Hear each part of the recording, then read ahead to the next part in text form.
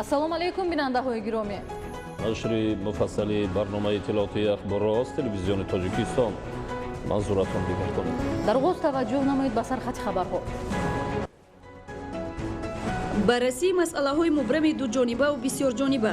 мулоқоти сарвазири мамлакат Қоҳир Расулзода бо раиси шӯрои олии мусолиҳаи миллии Афғонистон Абдуллоҳ Абдуллоҳ.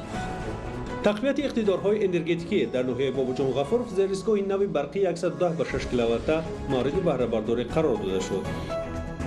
истифодаи сарфакоронаи нерӯи барқ боиси рушди соҳа гардида кафолати таъминоти доимии аҳолӣ бо барқ маҳсуб меёбад. кулай баромо чӣ қадар ки метавонем сарфакорона истифода барем. ифтитоҳи чанд иншоот дар шаҳри Ҳисор, мусоидат дар самти беҳсозии инфраструктураи диҳот ва сатҳи кору хизматрасонӣ. кадом фасл барои ниҳолшинонӣ муфид аст? баҳор ё тирамоҳ ва ё зимистон? тавсияи мутахассис. риоя кардани технологияи парвариш бояд ки риоя карда шавад. тадбирҳои пешгирӣ аз паҳншавии бемориҳои сироятӣ, бениқоб набош, худ ва дигаронро ҳифз намо. иқдом дар шаҳри Душанбе. шарҳи пурраи хабарҳо. имрӯз сарвазири мамлакат Қоҳир Расулзода бо раиси шӯрои олии мусолиҳаи миллии Афғонистон Абдуллоҳ Абдуллоҳ ки ба ҷумҳурии Тоҷикистон ташриф овардааст мулоқот кард. ҷонибҳо аснои мулоқот масъалаҳои мубрами дуҷонибаву бисёрҷонибаро мавриди таҳлилу баррасӣ қарор дода оид ба тақвият бахшидани ҳамкорӣ байни ду кишвари дӯст фикру мулоҳизаҳои судманд баён доштанд. таъкид гардид ки густариш ва тақвият бахшидани ҳамгироӣ бо ҷумҳурии исломии Афғонистон яке аз самтҳои афзалиятноки ҷумҳурии Тоҷикистон ба ҳисоб рафта байни ин ду кишвар қариб 100 санади ҳамкорӣ ба имзо расонида шудааст. мавриди зикр аст ки дар 9 моҳи соли 2020 мубодилаи молу маҳсулот байни Тоҷикистону Афғонистон 56,5 миллион долларро ташкил намуд. идомаи барномаи ахбор. дар деҳоти Ҳайдар Усмонови ноҳияи Бобоҷон Ғафуров зер истгоҳи нави барқии 110/6 киловатта ки бо дастгирию маблағгузории ҳукумати ҷумҳурии Тоҷикистон бо мақсади таъмини сокинони деҳот бо барқи баландшиддат ва сарфаи энергия сохта шудааст мавриди баҳрабардорӣ қарор дода шуд. гузориши Маҳмуда Аҳмадзода ва Дилшод Юсуфӣ. солҳои охир бинобар зиёд шудани муштариён, иншооти нав, сокинони як қисмати деҳаҳои ҷамоати деҳоти Унҷаи Шайх Бурҳон Кулангир, румони ҷамоати деҳоти ба номи Ҳайдар Усмонови ноҳияи Бобоҷон Ғафуров аз пас будани шиддати барқ мушкилӣ доштанд ва баҳри ҳалли масъалаи таъмини аҳолӣ бо барқи хушсифат дар доираи омодагиҳо ба ҷашни 30-солагии истиқлолияти давлатии ҷумҳурии Тоҷикистон бо мусоидати ҳукумати ҷумҳурӣ, ширкати саҳомии холдингии барқи тоҷик дар деҳаи Румон ба маблағи 11 миллион сомонӣ зеристгоҳи барқи нав сохта шуд. то имрӯз сифати барқе ки сокинони ноҳияи Бобоҷон Ғафуров ҷамоати Ҳайдар Усмонов ҷамоати Унҷи истифода мебурданд паст буд сифаташ. имрӯз бошад мана бо дастгирии бевоситаи ҷаноби олии муҳтарам Эмомалӣ Раҳмон зер истгоҳа сохтанд ва истифода бурда дода истоданд. мо бисёр аз номи сокинони деҳаи Шайх Бурҳон изҳори миннатдорӣ баён мекунем. ба иттилои масъулин, корҳои сохтмонии зеристгоҳи барқи 110/6 киловолт моҳи августи соли равон оғоз ёфта, бунёди таҳкурсӣ, васлу насби таҷҳизот, хатҳои барқӣ, трансформатори иқтидораш 15000 киловолт ампер ва дигар корҳои лозимаро мутахассисони ватанӣ анҷом доданд. ضمن شناسایی از رفت کارهای انجام شده، کار زیرایستگاه و صحبت با اهالی، معاون اول سروزیر جمهوری تاجیکستان دولتعلی سعید ذکر داشت که با تشبس‌های اساسگزار صلح و وحدت ملی، پیشوای ملت، پرزیدنت جمهوری تاجیکستان محترم امامعلی رحمان در سمت نائل شدن به استقلالیت انرژتیکی، کارهای نظررس با بنیاد به استفاده دهی انشاءات زیاد انرژتیکی به انجام رسانیده شده، نوابسته از دیگرگونی‌های اقلیم، امروز اهالی مملکت پرره شبانه روزی با برق تامین می‌باشند و عاید صرفه و سرشته‌کاری در عائله، استفاده ثمرناک برق که عامل بهبودی سطح زندگی، تامینات با روشنایی میباشد، بار دیگر یادآور شدند. زیرایستگاه برقی نو ساخته شده، یعنی با ترانسفورماتور اقتدارش 15000 کیلوولت آمپر و تجهیزات‌های برقی شدتش 110 اینچنین 6 کیلوولت و 3 خط برقی انتقال شونده شدتشان 6 کیلوولت علاقه به کار آماده می باشند و علاقه به خدمت رسانی خودی مشتریان اهالینشینی این جماعت‌های در بالا نام برگردیده خدمت خود را می رسانند. در برابر بنیاد زیرستگاه برقی 110 به 6 کیلوولت همزمان خط برقی 6 کیلووات از این زیرستگاه به 3 سمت هر کدام 1.5 کیلومتر که در عموم 4.5 کیلومتر را تشکیل می‌دهند کشیده شد. با این حساب از هر باره پیشگیری صفت تامینات بلند می شود. بنیاد و مورد استفاده قرار گرفتن زیرستگاه نوی برقی امکان فراهم می آورد که تامین برق به 50,000 اهالی یک قسم دهات جماعت اونجی، شیخ برهان، کلنگیر و دهه رومان ناحیه باباجان غفوروف بهتر گردد. محمود احمدزاده، دلشاد یوسفی، ولایت سوغد برای برنامه اخبار. ҳукумати ҷумҳурии тоҷикистон барои расидан ба истиқлоли комили энергетикӣ аз тамоми роҳу воситаҳо истифода бурда барои рушди соҳаи энергетика барномаву лоиҳаҳои бузургро амалӣ менамояд, то ки дар тамоми фаслҳои сол, махсусан дар давраи тирамоҳу зимистон эҳтиёҷоти шаҳрвандони мамлакат пурра бо қувваи барқ таъмин карда шавад. Дар навбати худ сокинони мамлакатро низ зарур аст ки сарфакоронаю мақсаднок истифода бурдани қувваи барқ маърифати баланди шаҳрвандӣ нишон дода барқро ғайримақсаднок сарф накунанд. Абдулҳамиди Назир оид ба ин мавзӯъ гузориш омода намудааст. در شرایط کنونی یعنی کمباریش آمدن فصلهای تیرماه و زمستانی سالهای 2019-2020 استفاده صرفه‌کارانه نیروی برق برای هر یک عائله ضرور بوده کفالت تامین دائمی اهالی با برق محسوب می‌یابد. واقعا صرفه‌کاری از گوشه معرفت است، پس اگر شخص با معرفت و با فرهنگ باشد آنگاه در زندگی صرفه‌کار و صرفه‌جو می‌شود. اینچنین هنگامی از برق استفاده بردن باید مبلغ آن را حتما پرداخت نمود. این برای با برق تامین نمودنی ما و تکرارا استحصال نمودنی آن خیلی ضرور است.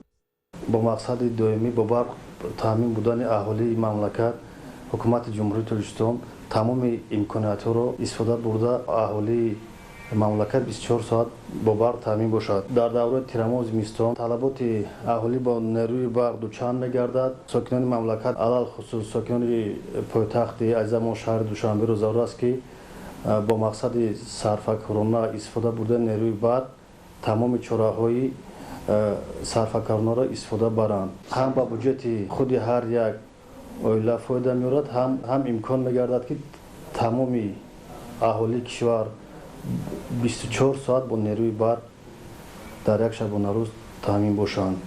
افزایش یافتن شماره اهالی، پیشرفت و ترقیات ساحه‌های مختلف جامعه و رشد تکنولوژی معاصر طلبات را با قوه برق روز تا روز بیشتر نمود. طبق اطلاع امروز شماره مشتریان استفاده برندگان قوه برق در جمهوری تاجیکستان به 1,500,000 نفر رسیده است. در جهان معاصر برای پوره تامین نمودن طلبات اهالی با نیروی برق، جاری نمودن تکنولوژی کم مصرف، پیشگیری تلفات برق و رعایت فرهنگ صرفه‌کارانه استفاده بردن آن از جانب مشتریان به حساب می رود.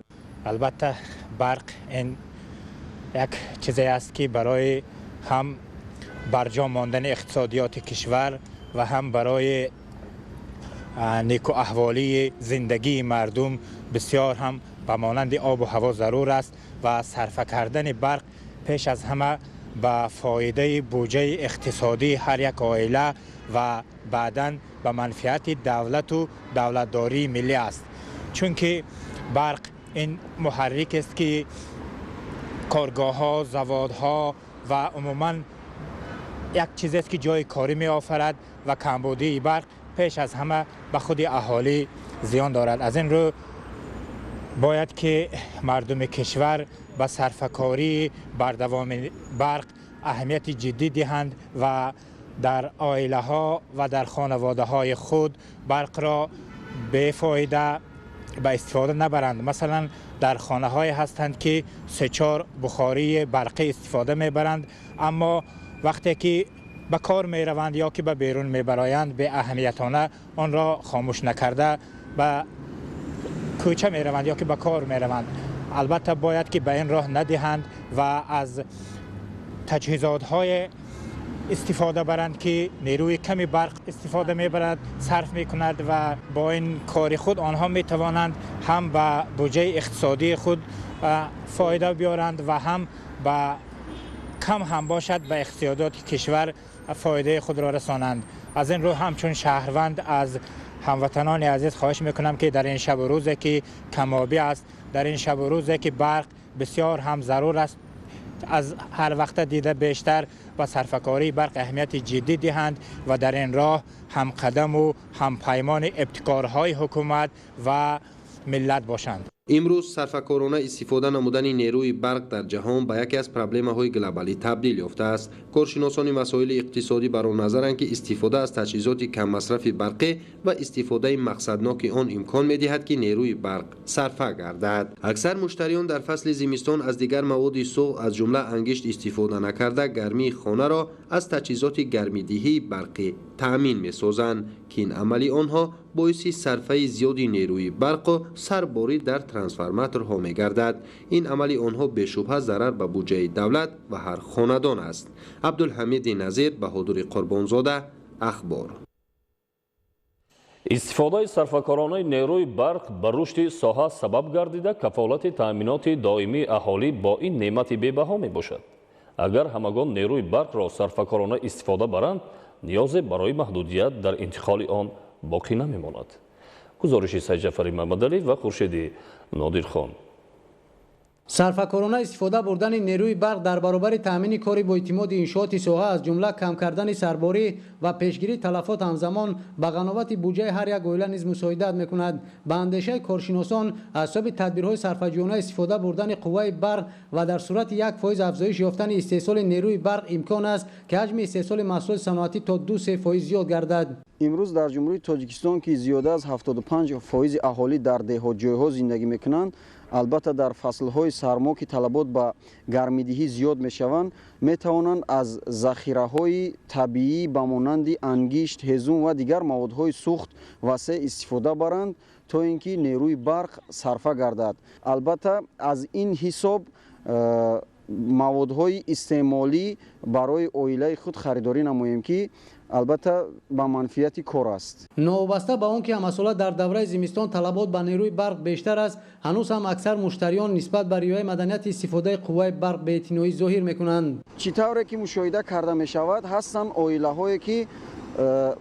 4-5 حجره استقامتی دارند، تنها در یک حجره اقامت میکنند و از در هر یک حجره از قوه برق استفاده میبرند. یعنی لامپه هایی که در 4 حجره خانه دارند فروزان میمونند که البته این مدنیت استفاده برق را در عائله نشان نمیدهد. این از روی مدنیت نیست. به اندیشه ساکنان باید سر این مسئله در هر یک عائله دقت جدی داده شود، زیرا هدف از این تدبیر تنها به منفعت مشتریان روانه گردیده است. از نقطه نظر اگر خراجات مالیوی اگر ما فکر کنیم، صرفه‌کارانه استفاده برای نیروی برق نیز برای هر یک عائله، برای هر یک خاندان باعث زیاد شدن امکانیت‌های اقتصادی است. چون که اگر چقدر که ما نیروی برق در فصل زمستان کمتر استفاده بریم، این مساعدت میکند تا که ما مبلغ آن را نیز کم پرداخت کنیم که به فایده ای بودجه هر یک عائله شده میتواند. در شرایط خانه که ما در دهات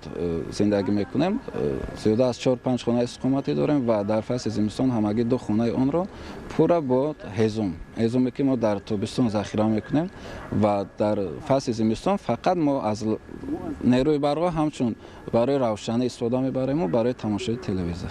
در شهر و ناحیه‌های منطقه کلاب ولایت ختام برای صرفه‌کارانه استفاده بردن نیروی برق، پیشگیری حالت‌های قانونشکنی در این سم و سری وقت پرداخت کردن مبلغ برقی مصرف شده از جانب کارمندان ساحه کارهای فرماندهی و رید و سنجش‌ها برآ مانده شده است. باید هر یکی ما آگاه باشیم که استفاده صرفه‌کارانه نیروی برق و سری وقت پرداخت نمودن حق برق استفاده شده برای تامینات پرره و منظم برق شرط‌های اساسی به شمار می‌رود. تمام زمستان با برق تامین بودن استفاده دیگر نمود سوزشواری را محدود نموده است. اسراف بیهوده نیروی برق و سری وقت پرداخت نگردیدن مبلغ برق استفاده شده امروز باعث نگرانی جدی قرار دارد.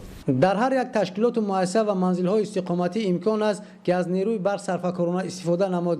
در دانشگاه دولتی کلاب با نظرداشت منفعت صرفه‌جویانه استفاده بردن نیروی برق مسئولین اقدام گرفتند که بینای خوابگاه دانشجویان را نیز با شبکه گرمیدهی پیوست نمایند. برای صرفه‌کارانه استفاده بردن نیروی برق با خانه در نزد دانشگاه فعالیت میکند که با سیستم آب و گرمیدهی بینای معمولی فاکولته فیلولوژی تاجیک و ژورنالیستیکا و فاکولته فیلولوژی خارجی نصب کرده شده است و мо пурра онҳоро ба системаи гармӣ айни замон таъмин менамоем. агар дар дигар ташкилоту муассисаҳо низ чунин имконият мавҷуд аст бояд сари ин масъала таваҷҷӯҳ зоҳир намуд ва сарфакорона истифода бурдан ва суистеъмол накардан аз нерӯи барқро қарзи шаҳрвандии хеш донист. бо мақсади сарфакорона истифода намудани нерӯи барқ дар шаҳри бохтар гурӯҳҳои корӣ фаъолият дошта корҳои фаҳмондадиҳию тарғиботӣ анҷом медиҳанд. мавриди зикр аст ки истифодаи таҷҳизоти каммасраф яке аз роҳҳои сарфакорона истифода бурдани нерӯи барқ мебошад. гузориши ҳамкоронамон. нерӯи барқ муҳимтарин эҳтиёҷоти аҳолӣ ва кулли соҳаҳои хоҷагии халқ буда сарфакорона ва дуруст истифода бурдани он омили асосии таъмини мунтазами аҳолӣ, ташкилоту муассиса, корхонаи идора ва иншооти тиҷоратию хизматрасонӣ бо барқи хушсифат мебошад. аммо истифодаи ғайриқонуниву пинҳонкорӣ, худсарона васл намудани ноқилҳои барқӣ, риоя накардани қоидаҳои бехатарӣ дар афзун гардидани талафоти нерӯи барқ сабаб гардида пардохт нагардидани ҳаққи нерӯи барқи истифода бурдашуда бар зарари буҷаи давлат мегардад. бо мақсади рафъи чунин камбудиҳои ҷойдошта ҳайати кории мақомоти иҷроияи ҳокимияти давлатии вилояти Хатон таъсис ёфта дар ин самт фаъолияти назаррас доранд. бобати истифодаи оқилонаву сарфакорона ва мақсаднок истифода барои нерӯи барқ дар ҳар як оила, ташкилоту муассисаҳо, корхонаву коргоҳҳои истеҳсоливу ғайриистеҳсолӣ сари вақт пардохт намудани маблағи нерӯи барқи истифодашуда ва қарзи солҳои пешин роҳ надодан ба талафот ҷиҳати гузаштан ба дигар намуди алтернативаи сӯзишворӣ аз ҷумла ангишт, брикет, ҳезум, гази моеъ ва кам кардани талафоти нерӯи барқ тавассути истифодаи васеъи технологияи камасраф тадбирҳои мушаххас андешида истодаанд. дар замони муосир фаъолияти самарабахшу рушди ҳама бахшҳои хоҷагии халқ аз нерӯи барқ вобастагии калон дорад. дар ҳаёти сокинон низ он нақши калидӣ дошта ҳеҷ хонадонеро бегармию равшанӣ тасаввур кардан ғайриимкон аст. аз ин лиҳоз мардуми шарифи кишварро мебояд ки маданияти истифодабарии барқро дуруст риоя намуда ба талафоти беҳудаи ин неъмати бебаҳо роҳ надиҳанд, зеро ҳар 1 киловатт-соат барқи сарфа гардида ба нафъи худи аҳолӣ нигаронида шуда боиси равшанию гармии хона дар давраи сардиҳо хоҳад шуд. мо занону модарон бояд ба исрофкории барқ роҳ надиҳем. дар хона дар ҳолати лозим набудани истифодаи барқ онро бояд назорат кунем.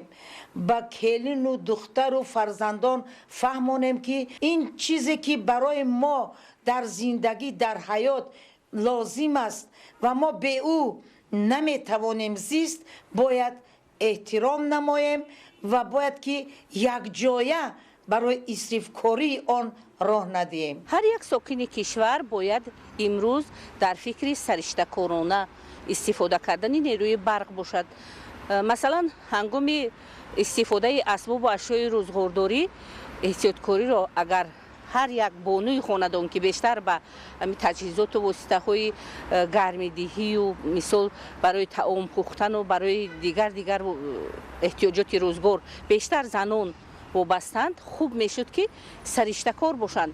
ин агар аз як тараф боиси сарфакории ин неъмат гардад, аз ҷониби дигар метавонад ки ба сатҳи иқтисодии оила низ манфиати худро дошта бошад.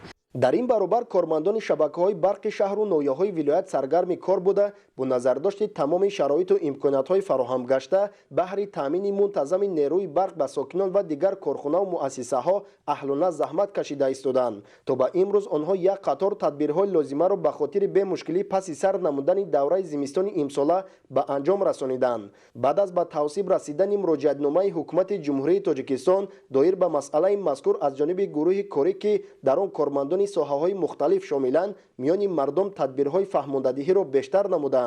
тибқи иттилои масъулин, имрӯзҳо аҳли ҷомеа зарурати сарфакорона истифода бурдани барқро дарк намуда, асосан онро барои равшанӣ ва дигар эҳтиёҷоти зарурӣ ба кор мебаранд. баъзе соҳибкорони мо ба мо муроҷиат карданд ки барои сарфакоронаи қувваи барқ аз барқ ба худдорӣ кунанду ба корҳои хударашонро ба ангиш гузаронанд. нонбойхонаҳо, ҳамомҳо ва тарабхонаҳое ҳастанд ки ҳама аз истифодаи нерӯи барқ дастхуддорӣ карда ба ангишт ба газ истифода бурда истодаанд. мо моҳои пеш ба свет кор мекардем مثلا حوزی ما با انگیش گذاشتیم که با خلق مثلا سویت نورسایی نشوه با انگیش گذاشتیم کار کرده سودیم. امروز ضرور نمیشد حکومت جمهوری تاجیکستان، حکومت شهر و ناحیه ها و ولایت به مردم با مراجعت نامه مراجعت میکرد. بیاییم به قدر برق برسیم و آن را احترام نماییم و صرفه‌کارانه استفاده بریم. طبقی مشاهده ها امروزها ایده صاحبکاران و کارمندان کارخانه های استحصالی ماهیت مسئله را به نظر گرفته با جای نیروی برق از منبع های الटरनेटिوی مثل انگشت و هیزم استفاده برده ایستادند تا اینکه هر کیلووات نیروی برق را صرفه نمایند.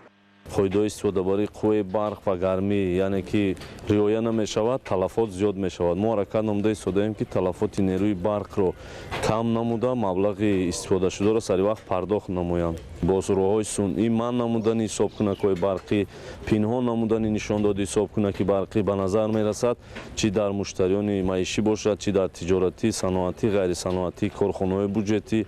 ба маълумат яъне ки мо мехоҳем ки онҳо фарҳанги истифодабарии нерӯи барқро дарк намоянд. мо кӯшиш намуда истодаем ки ин амалҳои ғайриқонунӣ истифодабарии нерӯи барқро бартараф намоем. бояд гуфт ки риояи қатъии дастури ҳукумати мамлакат ҷиҳати оқилона истифода бурдани барқ, пардохти саривақтии ҳаққи он ва ба исрофкорӣ роҳ надодани сокинон, ташкилоти муассисаҳо ва корхонаҳои истеҳсолӣ пайваста аз ҷониби масъулин назорат карда мешавад. худойдоди раҷаб, искандари саид, вилояти хатлон, барои барномаи ахбор. сокинони шаҳру ноҳияҳои вилояти хатлон вазъи таъминоти нерӯи барқро ба инобат гирифта бо дуруст ба роҳ мондани маданияти шаҳрвандӣ дар истифодаи нерӯи барқ сарфаю сариштакорӣ менамояд. дар шаҳру ноҳияҳои вилоят корҳои фаҳмондадиҳӣ гузаронида мешавад то ки маърифати сокинон дар самти истифодаи барқ баланд бардошта шавад. гузориши абдурозиқи азиз ва зубайдуллои қодир. сокинони шаҳру ноҳияҳои вилояти хатлон барои пешгирии исрофи беҳуда ва ғайри мақсаднок истифода бурдани нерӯи барқ ибтидо худашон намунаи ибрат шуда дар манзилҳои истиқоматиашон акнун на ба мисли пештара балки аз рӯи инсоф ба хотири сариштакорӣ дар барқ ва таъмини минбаъда бо ин нерӯи равшанибахш масъулиятшиносӣ зоҳир мекунанд. мо кӯшиш карда истодем ки мо ҳамин қувваи барқро дар хонаҳои худ кам истифода барем. мисол ки мо дар ҳамин ҳавлии худ аввал 10 лампочка истифода мебурдем, ҳозир мо кӯшиш карда истодем ки 2 лампочка истифода барем. мисол дар вақти камом кардан ки бо хона доштем бо қувваи барқ, ҳозир мо кӯшиш карда истодем ки ба ангиш ки мо захираи ангишту ҳезм дорем аз он истифода барем. инчунин дар дохили хонаҳо ки мо мисол кондитсионер мемондем, ҳоло кӯшиш кардем ки бо печҳои ҳезмӣ ва ангишти истифода барем ки қувваи барқро захира намоем ки дар фасли сардии зимистон мо танқисӣ накашем. дар ҳама шаҳру ноҳияҳои вилояти хатлон гурӯҳҳои корӣ таъсис ёфта дар робита ба дуруст ба роҳ мондани фарҳанги истифодаи барқ ва душвориҳои истеҳсолу тавлидоти он бо сокинон дидору вохӯриҳо ташкил карда фаҳмиши онҳоро дар ба роҳ мондани сарфакорӣ зиёда мегардонад. гурӯҳи корӣ дар шаҳру диҳоти кӯлоб таъсис дода шуда вобаста ба самаранок истифода бурдани қувваи нерӯи барқ, сари вақт пардохт намудани маблағи истифодаи нерӯи барқ, корҳои фаҳмондадиҳиро ба роҳ мондаанд. мардум аз ин вохӯриҳо аллакай баъзе хулосаҳои худро бароварда истода барои самаранок истифода бурдани қувваи барқ чораандешӣ намуда истодаанд. талошҳои ҳукумати ҷумҳурӣ дар он аст ки мо дар ҳамин халқи ҷумҳурии тоҷикистон дар фасли зимистон аз нарасидани барқ танқисӣ накашанд. мо барои ҳамин сарфакорона истифода бурдани ҳаминро дар ҳамаи ҳамсоя хеши таворҳои худ гуфта истодаем ки ҳамин қувваи барқро мо чӣ қадар ки метонем сарфакорона истифода барем. рӯз то рӯз бо нуфуз ёфтани аҳолӣ эҳтиёҷ ба нерӯи барқ маълум аст ки зиёд мегардад. танҳо бо омилҳои сарфакорӣ ва пардохти саривақтии ҳаққи истифодаи барқ имкони таъминоти сифатноки барқ ба аҳолӣ фароҳам меояд. дар шаҳру ноҳияҳое ки шабакаҳои барқии суғд хизмат мерасонад, барои аз ҳар киловатт-соат нерӯи барқ сарфакоронаю мақсаднок истифода намуданд, тадбирҳо амалӣ мешаванд. вале истифодаи ҳолатҳои ғайриқонунӣ ва роҳ додан ба исрофкорӣ боиси нигаронист. гузориши Равзали Раҳмон ва Дилшод Юсуфӣ.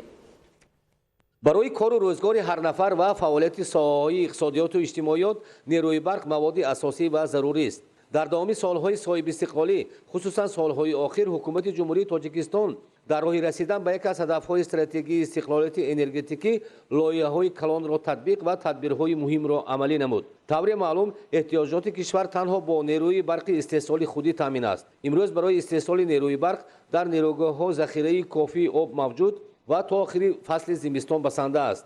ولی تا که فصل زمستان به مشکلی با تامین نیروی برق گذرد، هر نفر، هر عائله و هر یک تشکیلات و مؤسسه قوه برق را عاقلانه و صرفه‌کارانه باید استفاده نماید. در شهر و ناحیه‌های ولایت سوخت، شهرهای گلستان و استقلال، کانیبادام، ناحیه‌های باباجان، غفروف، اشت و مسجد، حالت‌های غیر قانونی و غیر مقصدناک استفاده بردن نیروی برق راه دادن به تلفات و اسرافکاری موجودند.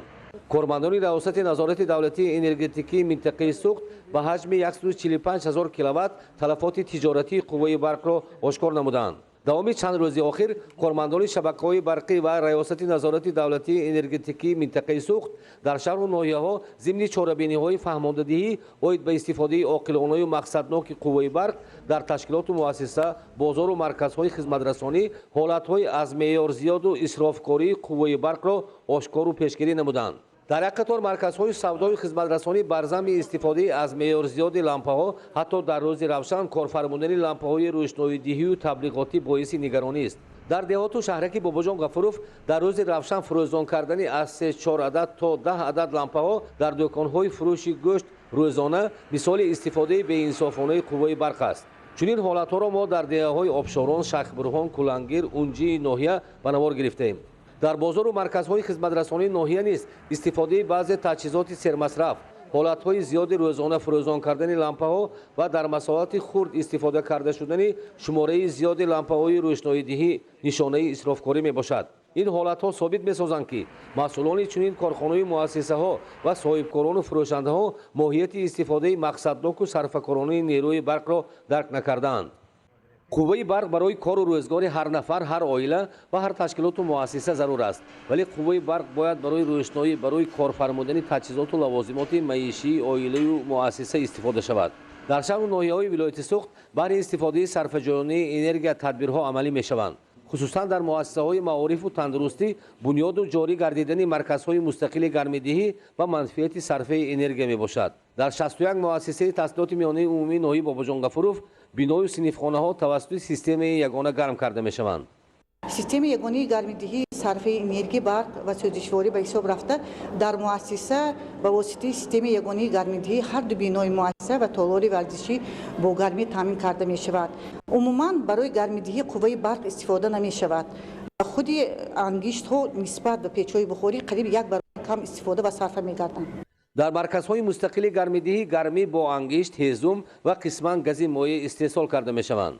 همه بناها و 40 صنفخانه‌های مؤسسه ما پر با مرکز یگانه گرم‌دهی گرم کرده می شود که برای این 25 تن انگشت و 10 متر کوبی هیزم ذخیره کرده شده است. اگر همین مقدار صنفخانه‌ها با قوه برق گرم کرده شود، زیاده از 50,000 کیلووات ساعت قوه برق لازم است که اصلاً گرید قوه برق برای روشنی و استفاده واسطه تکنیکی در مؤسسه استفاده برده می شود. استفاده سوزشواری الترناتیوی نه تنها صرفه قوه برق، همزمان استفاده صرفه‌کارانه دیگر نمودی انرژی می باشد. در مؤسسه تسهیلات میانه عمومی رقم 30 با سهم ختم کرده مؤسسه مجموعه پنل‌های آفتابی وصل گردیده از قوه برق الترناتیوی قسما استفاده می شود. بینای دوآشانه مؤسسه عبارت از 32 صنفخانه و اتاق کاری و کابینت‌های فنی توسط سیستم مرکزانده گرم کرده می شود که با انگشت کار می کند. یعنی در مؤسسه ما در گرم‌دهی قوه برق استفاده کرده نمی شود و گرم‌دهی پر با انگشت می باشد. همه تدبیرهای استفاده صرفه‌کارانه قوه برق از هر نفر در عائله و مسئولان هر یک تشکیلات و مؤسسه از مدنیت استفاده وابسته بوده و منفعت سیستم انرژتیکی کشور می باشد. عامل اساسی فعالیت منتظم شبکه‌های برق به پرداخت سریع‌وقتی حق استفاده نیروی برق وابستگی دارد. وابسته به استفاده صرفه‌کارانه برق مشتریان را ضرور است که مدنیت صرفه‌کارانه استفاده بردن نیروی برق را به راه مانده از تجهیزات کم مصرف برقی استفاده نمایند. گزارش خبرنگاران ما از شهر وحدت. самаранок истифода бурдани нерӯи барқ ва пардохти саривақтии маблағи барқи истифодашуда нишонаи фарҳанги баланд ва масъулияти шаҳрвандии ҳар як сокини мамлакат буда бо таъмини фаъолияти мунтазаму боэътимоди шабакаҳои интиқоли барқ ва низоми энергетикӣ мусоидат менамояд. ҳар як шаҳрванд ӯҳдадор мебошад ки сарфакорона нерӯи барқро истифода барад ва маблағи онро сари вақт пардохт намояд. Сарфакорона самаранок истифода бурдани нерӯи барқ ин ҳам ба ҳар як бюджети хонавода худи ҳамун аҳли хонавода ва ҳам ба кишвари мо ҷумҳурии мо кӯмак мерасонад. аз ин лиҳоз истифодаи мақсадноки нерӯи барқ ки имрӯз яке аз масъалаҳои муҳими стратегии давлат ба ҳисоб меравад, аз ҳар кадоми мо шаҳрвандон муносибати ҷиддӣ ва ғамхорона талаб мекунад. 6 меморхонаи рақамдор аст. сӯзишворӣ ангишт, ҳезум, сӯзишворӣ дизелӣ омода ҳастем. дар шӯъбаҳои беморхонаи марказӣ дар тамоми шӯъбаҳош фурӯзонакҳои камасраф истифода бурда истодем ки аллакай сарфакоронаи қувваи барқро мо пеш гирифтем. аз рӯи таҳлилҳои оморӣ дар ҳамаи ташкилоту муассисаҳо, марказҳои тиҷоратию хизматрасонӣ аз ҷумла нонбойхона, ҳаммом ва муассисаҳои буҷавии шаҳри ваҳдат ҷиҳати самараноку оқилона истифода бурдани нерӯи барқ корҳои назаррас ба сомон расонида шуд. чи дар хона чи дар муассиса аллакай мо қувваи барқу сарфакорона истифода мебарем ва аз ҳамон фурӯзонакҳои камасраф истифода мебарем ва дар охири мо аллакай мо фаҳмидем ки ин барои мо натиҷаи мусбат дод ва пули барқро мо нисбат ба моҳи пештара камтар пардохт намудем. албатта ки ин метавонад ки дар оилаи мо хараҷоти моро камтар сарфи хараҷоти моро камтар намояд. маҳмадалӣ абдукарим шукруллои нурулло аз шаҳри ваҳдат барои барномаи иттилоотии ахбор. таҳлилҳо нишон медиҳанд ки дар ҷумҳурии тоҷикистон 99% нерӯи барқ аз ҳисоби об истеҳсол карда мешавад ва таъмин намудани аҳолӣ бо нерӯи барқ ва рушди соҳаҳои иқтисодӣ танҳо аз захираҳои об вобастагӣ доранд. бо мақсади он ки дар фасли зимистон мушкилӣ ва зарурати маҳдудияти барқ пеш наояд, дар ноҳияи Файзобод тадбирҳои қатъӣ ва мушаххас амалӣ гардонида шуда истифодаи нерӯи барқ ба таври оқилона ба роҳ монда шудааст.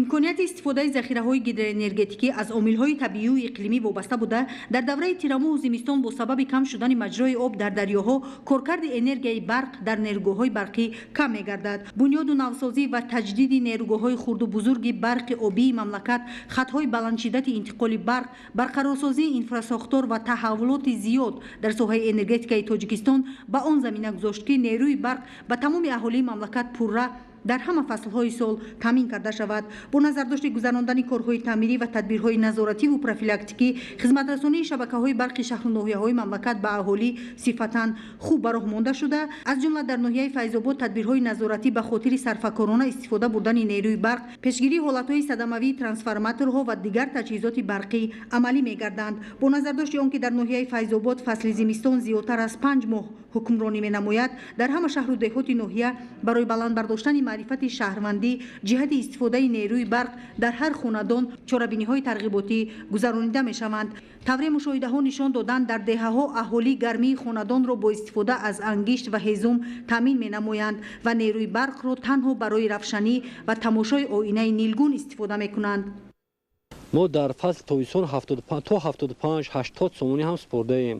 дар фасли зимистон дар худи ҳамин моҳ як рӯз пеш 25 сомонӣ супордам. зеро он ки мо бештар аз ангишт, аз ҳезум истифода мекунем. фақат мо қувваи барқро барои равшанӣ кӯҳистон ин кӯҳистон аст. вақте мо ангиштро истифода мекунем, хоб гармияш зиёдтар аст, хубтар роҳаташ зиёдтар аст. ин амали сокинон сарбории зиёдро аз трансформаторҳо бардошта талафоти нерӯи барқро пешгирӣ менамояд. ҳудуди ҷамоати қалаи дашт дорои 7 маҳалла аст.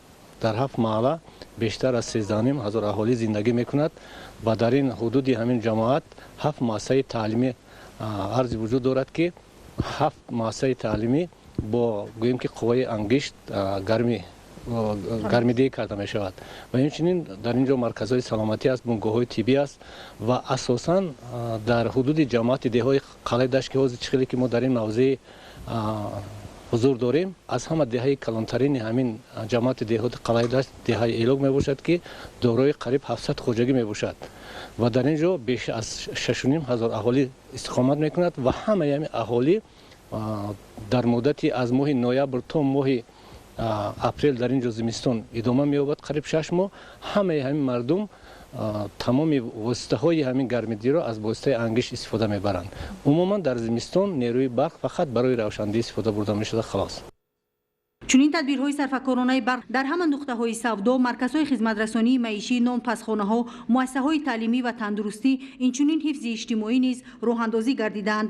Дар ин шабу рӯзҳо ки камобӣ ба давраи тирамоҳи соли 2020 таъсир расонд ва бо вуҷуди он ҳукумати ҷумҳурии Тоҷикистон аз тамоми имкониятҳо ва иқтидорҳои мавҷудаи нерӯгоҳҳои барқи обӣ истифода бурда талош намуд то ба аҳолии мамлакат таъминоти барқ таъмин карда шавад ва зимистони солҳои 2020-2021 бе ягон мушкилӣ гузарад. аз ин рӯ истифодаи оқилонаи нерӯи барқ ва технологияҳои каммасрафи барқӣ дар ҳама ташкилоту идораҳои давлатӣ, нуқтаҳои савдо, бозор, корхонаҳои саноатӣ ва ҳар як оила муҳим ва зарур буда, риояи фарҳанги истифодабарии нерӯи барқ аз ҷониби ҳар як нафар сокини мамлакат ҳатмӣ мебошад. Зульфия Раҳимзода, Баҳодури Истам, Ахбор. сарфакорона истифода бурдани барқ ва сари вақт пардохт намудани ҳаққи хизматрасонии он нишонаи маданият ва масъулияти баланди шаҳрвандии ҳар нафар буда кафолат медиҳад ки таҷҳизоту дастгоҳҳои низоми энергетикӣ ва шабакаҳои интиқоли барқ дар ҳоли коршоям нигоҳ дошта шаванд. با مقصد پیشگیری تلفات برق و سوختار در مرکزهای خدمترسانی شهر و نویه‌های مملکت کارهای فرماندهی گذرانیده شده. حالتهای غیر قانونی استفاده شدن برق از جانب بعضی صاحبکاران آشکار کرده شد. گزارشی با کلان میزاده. اگرچه در نتیجه گذراندن سنجش مشترک از جانب ساختاری دختار قاعده ویرانکنی از جمله غیر قانونی و خودسرانه گذراندن خطهای نیروی برق به حساب کننده برقی استفاده بردن برق و یا نصب تجهیزات خودساخت گرمی‌دهنده از معیار زیاد استفاده بردن برق در خانه استقامتی از جانب ساکنان کم شده باشد هم ولی هنوز هم این مشکلی در بعضی مرکزهای خدمترسانی به نظر می‌رسد. با مقصد پیشگیری از چنین حالت‌ها کارمندان سراسری خدمات دولتی آتش‌نشانی وزارت کارهای داخلی جمهوری تاجیکستان در شهر و ناحیه‌ها و تشکیلات و مؤسسه‌ها برای رفع کمبودی که باعث به عمل آمدن سوختار می‌گردند با مسئولین کارهای دستوردهی و فرماندهی را انجام می‌دهند. این نوبت چنین یک تدبیر فرماندهی در مرکزهای خدمترسانی جماعت دهاتی رسید نهایی رودکی گذرانده شد. مشاهده‌ها نشان می‌دهد که نوابسته از کارهای فرماندهی در بعضی از مرکزهای خدمترسانی قوه برق از معیار زیاد استفاده برده می‌شود. سبب در چیست؟ از جمله در طرفخانه فرانوس با مشاهده رسید که در نزد نقل‌های انتقال برق هر گونه موادهای زود آتش گیرنده گذاشته شده است. سپری برقی در حالت سرزنی سوختار قرار دارد و تنها خردترین اشتباه میتواند باعث رخ دادن یک سوختاری کلان گردد. در آشخانه کران باشد حالت نگران کننده آن بود که برای گرم نمودن داخلی بنا اسباب‌های برقی شدتش بلند استفاده برده شده، لامپ‌های تفسون نیز استفاده برده می شود. چنین حالت در طرفخانه جوانبخت نیز به نظر می رسید. نقل‌های برقی در حالت سوختار و لامپ‌های تفسون نیز استفاده برده می شد. برای آماده نمودن غذا از اسباب‌های برقی در حالت صدموی استفاده برده می شد. رعایت نکردن قاعده بی‌خطری از سوختار از معیار زیاد استفاده بردن برق در طرفخانه حلاوت و آشخانه انجیر به مشاهده می رسید. چنین یک سنجش‌ها در طرفخانه و آشخانه‌های دهات روسیه ناحیه رودکی دایر گشت که از طرف بعضی بانام صاحبکاران دیده و دانسته به قاعده ویرانکنی راه می‌دهند که عاقبت‌های ناخوش را در پی دارد. از طرف گروه کاری چنین کمبودی آشکار کرده شده. نسبت آنها موادهای مأموری ترتیب داده شده، برق خاموش کرده شد. چنین سنجش‌ها در دیگر شهر و ناحیه‌ها نیز ادامه دارد. از جانب کارمندان سراسری خدمات دولتی آتش‌نشانی وزارت کارهای داخلی جمهوری تاجیکستان کارهای فرماندهی گذراننده و نسبت قانون ویران کنندگان موادهای مأموری ترتیب داده شده. قوه برق در بعضی مرکزهای خدمترسانی قطع کرده شد. مسئولین را می‌باید پای کمبودی موجوده عمل نموده خود و اموالشان را از ضرر سوختار حفظ نمایند و با مسئله بی‌خطری از سوختار دقت جدی ظاهر نموده با طلبات استفاده بری همه گونه منبع‌های آتش و گرمیدهی توجه مخصوص ظاهر نمایند. باباکان امیرزاده، عبیدالله سیولی، اخبار. идомаи ахбор имрӯзҳо дар ҳамаи шаҳру ноҳияҳои мамлакат омодагиҳо ба солгарди 30-юми истиқлоли давлатӣ ҷараён дорад ки дар пайи худ созандагӣ ва бунёдкориро ба мужда меоранд.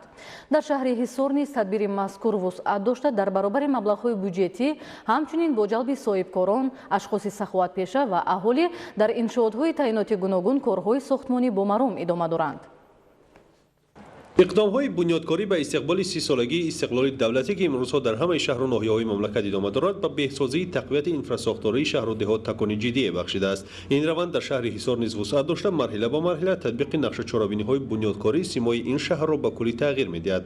бунёди насозии иншооти таъиноти иҷтимоию хизматрасонӣ дар самти беҳсозии инфраструктураи деҳот мусоидати фаъол менамояд. дар ҳамин замина имрӯз ҳайати кории ҳукумати ҷумҳурии Тоҷикистон таҳти роҳбарии муовини сарвазири мамлакат Матлубахон Сатториён чанд иншооти гуногуни таъинотро ки аз ҷониби соҳибкорони маҳаллӣ бунёд гардиданд мавриди баҳрабардорӣ қарор доданд. имтиёзҳои фароҳам гардида, дастгириҳои давлатӣ ва ҳисси баланди ватандӯстии соҳибкоронро барои анҷоми тадбирҳои ободонӣ ҳавасманд кардааст. нахуст ҳайати корӣ дар ҷамоати деҳоти Сомон маҷмӯаи тандурустиро ки аз ҷониби соҳибкор Рустам Каримов бунёд гардидааст ба истифода доданд. бинои маҷмӯа аз 3 ошона иборат буда дар он шароити хуби хизматрасонии тиббӣ фароҳам оварда шудааст. дар ин маҷмӯа 10 нафар бо ҷойи кори доимӣ таъмин гардиданд. дар ин ҷо тамоми таҷҳизотҳое ки барои ташхис лозим ҳастанд ҷобаҷо карда шуданд, алал хусус ба мисли сабти барқии дил, ба мисли ултрасадои узвҳои дохилӣ. ҳамаи мутахассисон на кам аз номзадҳои илмҳои тиб ва профессорони донишгоҳи давлатии тибби Тоҷикистон сафарбар карда шуданд ки баъд аз соатҳои корӣ, баъд аз нисфирӯзӣ дар ин ҷо ба тамоми мардуми ҷумҳурии Тоҷикистон ва шаҳрвандони шаҳри Ҳисор хизматрасони худро ба дараҷаи олӣ ба роҳ монанд. дар ошонаи якуми бино мағоза ва шоъбаи қабули беморон мавҷуд аст. дар ошонаи дуюм дорухона, шоъбаи гиёҳдармонӣ ва дигар нуқтаҳои хизматрасонӣ мавҷуданд. дар ин маркази тибби мутахассисон ба кор ҷалб гардиданд. дар ошонаи сеюм низ шароити мусоид барои хизматрасонии тиббӣ фароҳам буда бо дастгоҳ таҷҳизоти замонавии ташхису табобат таъмин карда шуданд. дар таххонаи ин маҷмӯа дорухона ва шоъбаи физиодармонӣ инчунин ташхиси фаросавтӣ ва дастгоҳи ташхиси кори дил мавҷуд аст. мақсади асосӣ аз ин тадбирҳои бунёдкории амалигардонии талошҳои ҳукумати мамлакат ба хотири боз ҳам обод кардани Тоҷикистон ва ҳалли масъалаҳои иҷтимоии аҳолӣ бо роҳи беҳтар намудани инфраструктур пеш аз ҳама дар соҳаи тандурустӣ дар ҳар як деҳа ва маҳалли аҳолинишин мебошад. дар деҳоти Дорбат коллеҷи тиббӣ ва майдончаи варзишӣ ба истифода дода шуд. майдончаи варзишӣ бо мақсади тарғиби тарзи ҳаёти солим ва беҳсозии вазъи хизматрасонӣ ба наврасону ҷавонон мебошад. дар ҷамоати шаҳраки Шарура бошад ҳавзи шиноварӣ мавриди баҳрабардорӣ қарор дода шуд. бо мақсади коҳиши истифодаи нерӯи барқ оби ҳавз тавассути ангишт гарм карда мешавад. шароити муосири хизматрасонӣ барои варзишкорон дӯстдорони шиноварӣ мавҷуд буда боиси рушди ин навъи варзиш дар мамлакат хоҳад шуд. ин ҳавз аз ҷониби соҳибкори маҳаллӣ Даврони Ҳасанзод дар пайравӣ ба иқдомҳои бунёдкоронаи роҳбарияти давлати ҳукумати мамлакат бунёд ёфтааст. ҳамчунин дар деҳоти Ҳисори шаҳри Ҳисор нуқтаи хизматрасонии техникӣ ва мағозаи хӯроквориву фурӯши қисмҳои эҳтиётӣ ба фаъолият оғоз намуд. мавриди зикр аст ки давоми солҳои соҳибистиқлолӣ ҷиҳати такмили инфраструктураи деҳот, беҳтар намудани шароити зисти аҳолӣ ва дар ҳамин замина бо ҷойи кор таъмин намудани аҳолӣ барнома ва стратегияҳои мушаххас амалӣ карда шуданд. ин тадбир дар доираи татбиқи солҳои рушди деҳот, сайёҳӣ ва ҳунарҳои мардумӣ амалӣ карда шудааст. ҳаракати мӯътадили нақлиёт дар масофаи 300 километраи шоҳрои байналмилалӣ ки аз ҳудуди ноҳияҳои водии Рашт мегузарад, аз фаъолияти бо низоми муассисаҳои давлатии нигоҳдории роҳҳо вобастагӣ дорад то ронандагону мусофирон бе ягон мушкилӣ ба макони зист ва дигар минтақаҳои мамлакат рафту омад кунанд. гузориши Дигури Маҳмуд аз водии Рашт. роҳҳои автомобилгарди байналмилалӣ ба масофаи беш аз 300 километраи ноҳияҳои минтақаи Рашт ва Сангвор асосан қатқати дарёи Вахшу Сурхоб ва Хингоб бунёд шуда, зимистон дар ин масири роҳҳо даҳо мавзеъҳои хавфноку тармафаро ба ҳаракати мӯътадили нақлиёт то андозае мушкилӣ эҷод мекунад. ин аст ки барои нигаҳдории шоҳроҳи зикр гардида 7 муассисаи давлатӣ бо ҷалби 240 нафар коргар ва 47 адад техникаҳои гуногун тамға роҳҳои автомобилгарди байналмилалӣ шурӯъ аз деҳаи Сичароғ то сарҳади ҷумҳурии Қирғизистон ва масири Лабиҷар Сангворро аз сангу тарма тоза карда ҳаракати мӯътадили нақлиётро таъмин мекунанд.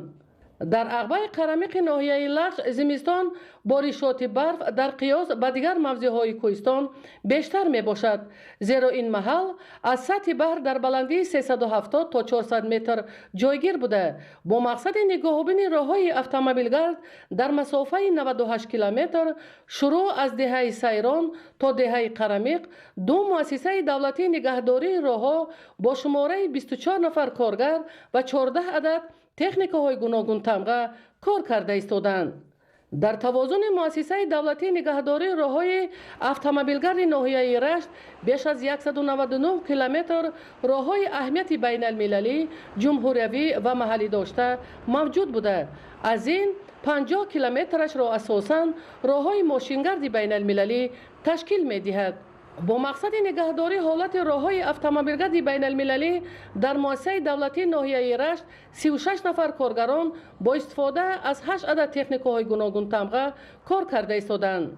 همزمان در موضع‌های خطرناک شاهراه بین المللی و دیگر راه‌های محلی کارگران و تکنیک‌های راهداری وابسته شده موادهای ضد لغزش به قدر کافی ذخیره شده است تا در روزهای بارشات برف زمستان از آن استفاده برده شود.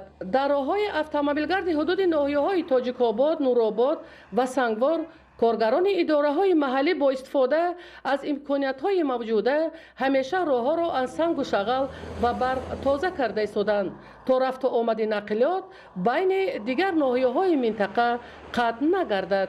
ایدگل محمود، دادرجان میرزازاده، برای برنامه اخبار از منطقه رشت. барномаи ахборро идома медиҳем. Кадом фасл барои ниҳолшинонӣ муфид аст? Баҳор, тирамоҳ ва ё зимистон? Имрӯзҳо дар ҳама шаҳру ноҳияҳои мамлакат маъракаи ниҳолшинонӣ идома дорад.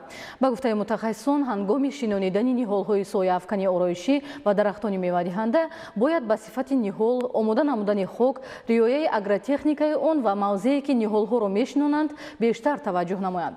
мавзӯъро манучеҳри сулаймон идома медиҳад. аз се даврае ки дар иқлими тоҷикистон мутахассисон ниҳолшинониро тавсия медиҳанд, фасли тирамоҳ ва аввали фасли зимистон бештар муфид аст. зеро дар ин давра ниҳоли шинонидашуда то фасли баҳор ба хок мутобиқ шуда, имкони сабзиш ва нашуннамо ёфтани он бештар аст. молатҳои гуногуне ҳастанд ки оид ба шинондани дарахтони ороишӣ, дарахтони сояафкан ва дарахтони мевадиҳанда як хусусияти хоси худашро дорад. аз он ҷумла бисёр хуб мешавад ки имрӯзҳо дар шароитҳои ноҳияҳои водигӣ, дар гулу гулгаштҳо, дар шафати роҳҳо шинондани дарахтони ороишӣ гузаронида шавад. ва чӣ тавре ки медонем, барои дар оянда сабзу хурам гаштани онҳо албатта риоя кардани технологияи парвариши онҳо бояд ки риоя карда шавад. ба гуфтаи мутахассисон, ҳангоми шинонидани ниҳолҳои сояафкани ороишӣ ва дарахтони мевадиҳанда бояд ба сифати ниҳол, омода намудани хок, риояи агротехникаи он ва мавзее ки ниҳолҳоро мешинонанд бештар таваҷҷӯҳ намоянд. дар бисёр ҳолатҳо дида мешавад ки ҳангоме ки мешинонанд ниҳолҳои дарахтони ороиширо, баъдан дар фасли гӯем ки гармо тобистон ба хушкшавӣ сар мекунанд. сабабаш чӣ аст?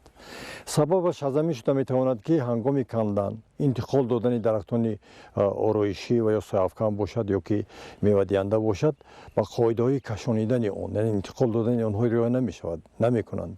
ин ҳам бошад яке аз сабабҳои хушкшавӣ дар оянда мегардад. ниҳолҳои сояафкани ороишӣ ки имрӯзҳо дар ҳама шаҳру ноҳияҳои мамлакат аз ҷониби кормандони касбу кори гуногун ва сокинон шинонида мешавад, аз як тараф дар зебогии мавзеъ замина гузорад, аз ҷиҳати дигар дар таъмини экологияи тоза замина мегузорад. дарахтҳои ороишӣ на ҳаҷман на чандон калон бошад, он гоҳ тавсия дода мешавад ки бо паҳнои 60 сантиметр ва дар чуқури 56 сантиметр ҳатман чуқуриҳо кофта шавад ва баробари ин вақте ки пеш аз шинондан ҳатман дар он ҷо ворид кардан дар кор бо қабати 15-20 сантиметр шағал ва ҳамроҳи қум.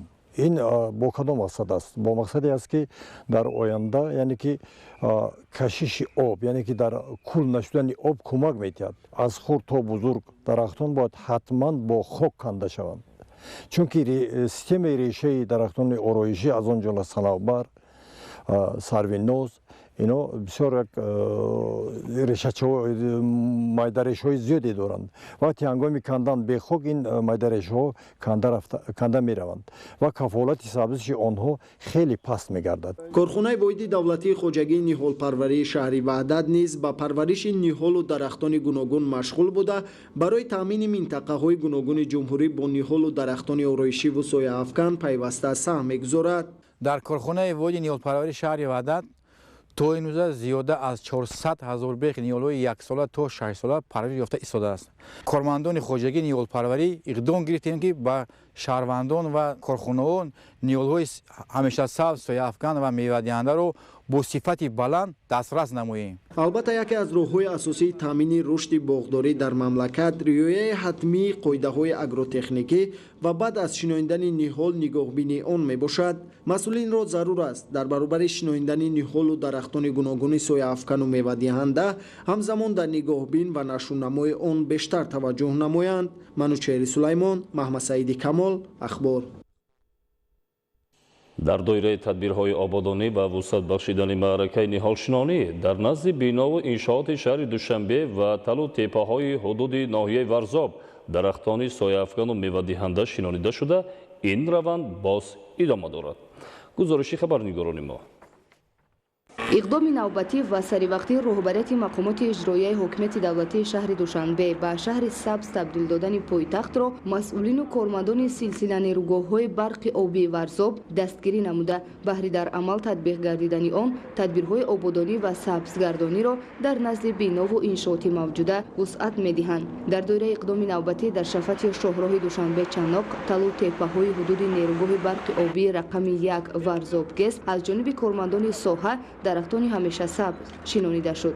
аз боғҳои ниҳолпарварии шаҳри ваҳдат зиёда аз 300 беғ ниҳолҳои ҳамешасабзи ороишӣ, сасна, санавбар, можжевелник, арча ва ғайраҳо дастрас карда шуданд. айни ҳол коргарони мо ин ниҳолҳоро шинонда истодаанд ва баъд аз шинондан беғҳои онҳоро дуруст карда нуриҳои органикӣ медиҳанд. баъд аз шинонидани дарахтони сузанбарг дар шафати шоҳроҳ ҳамзамон бо тавзеҳи мутахассисони соҳа ба шаклдарории гирду атрофи навниҳолон ба анҷом расонида шуда бо нуриҳои махсус таъмин гардиданд. дарахтро шинонидан ва саҳм гузоштан дар ободию зебогии як гӯшаи диёр нишонаи ҷавонмардии ҳар як сокини ватандӯст буда ин тадбир оянда барои насли ҷавон намунаи ибрат мегардад. соли гузашта дар ҳамин мавсим дар қисмати болои нерӯгоҳ ва шафати шоҳроҳ ниҳоли дарахтони ҳамешасабзи сузанбарг шинонида шуд ва имрӯз мавзеи мазкур ба макони ободу зебо табдил ёфтааст. дар мавсими имсолаи ниҳолшинонӣ ҷиҳати амалӣ намудани иқдоми бузург дар саҳни нерӯгоҳ ва шафати шоҳроҳи душанбе чаноқ беш аз 300 ниҳоли дарахтони сузанбарг шинонида шуд. масъулону кормандони силсила нерӯгоҳҳои барқи обии варзоб минбаъд низ корҳои сабзгардонӣ ва тозаву озода намудани муҳити атрофро вусъат медиҳанд. маъракаи ниҳолшинонӣ дар дигар мавзеъҳои ҳудуди нерӯгоҳ идома дода мешавад. анҷоми тадбирҳои ободонӣ бахусус дар ин мавсим вусъат бахшидани маъракаи ниҳолшинонӣ дар заминҳои бекорхобида ва талу теппаҳо ба тоза нигоҳ доштани муҳити атроф аҳамияти калон дорад. дар ин самт мақомоти иҷроияи ҳокимияти давлатии ноҳияи варзоб тадбирҳои ободониро вусъат дода бо шинонидани дарахтони ороишию мавсимӣ ва мевадиҳанда дар ду шафати роҳҳои душанбе чаноқ назди бинову иншоот мавзеъҳои истироҳатӣ ва талу теппаҳо саҳми муносиб мегузоранд. кӯҳҳо ва талу теппаҳое ки дар ин минтақаи туристии мамлакат мавҷуд аст барои рушди сайёҳати кӯҳнавардӣ макони мувофиқ маҳсуб меёбад. барои ҷалби сайёҳон ба мавзеъҳои тамошобоб ва ободу зебо гардидани он маъракаи ниҳолшинонӣ аз ҷониби шуъбаи ҳифзи муҳити зисти ноҳияи варзоб бо иштироки доираи васеи сокинон вусъат дода мешавад. нақшаи чорабиниҳо оид ба маъракаи қабулгузоркунӣ ва бунёди боғҳои нав тасдиқ шудааст. шинонидани зиёда аз 11 000 беғҳои ниҳолҳои гуногуни мевадиҳанда, сояафкан, ороишӣ ба нақша гирифта шудааст. то имрӯз дар доираи тадбирҳои ободонӣ беш аз 1000 дарахти ороишӣ ва мевадиҳанда дар талу теппаҳо ва назди соҳили дарёҳо шинонида шуд. Дар маъракаи ниҳолшинонӣ сокинон бо ҳисси баланди ватандорӣ дар ободонӣ ва тозаву зебо гардонидани ин гӯшаи диёр саҳми назаррас гузоштанд. дарахтони ороишӣ дар мавзеъҳои муайяни ҳудуди ноҳия бо тавсияи мутахассисони соҳа шинонида шуданд. ҳамзамон дар идомаи иқдоми кабудизоркунӣ аз ҷониби муассисаи давлатии идораи хоҷагии ҷангали ноҳия дар мавзеи қалъаи шоҳин дар масоҳати 1 гектар тухмии бодоми талх кишт гардид. дар мавзеи қалъаи шоҳин 1 гектар аз тухми акатсия бодоми талхак ва шуваш гузаронда истодаем. дар ноҳия тибқи нақша беш аз 11 000 ниҳоли ороишию мевадиҳанда шинонида шуда ба мавзеи зебову тамошобоб табдил дода мешавад. бинандаҳои азизу гиромӣ, дар ҳамин ҷо расидем ба фарҷоми нашри муфассали барномаи иттилоотии ахбор. ба шумо зиндагии ободу осоиштаро таманно дорем. саломат бошед.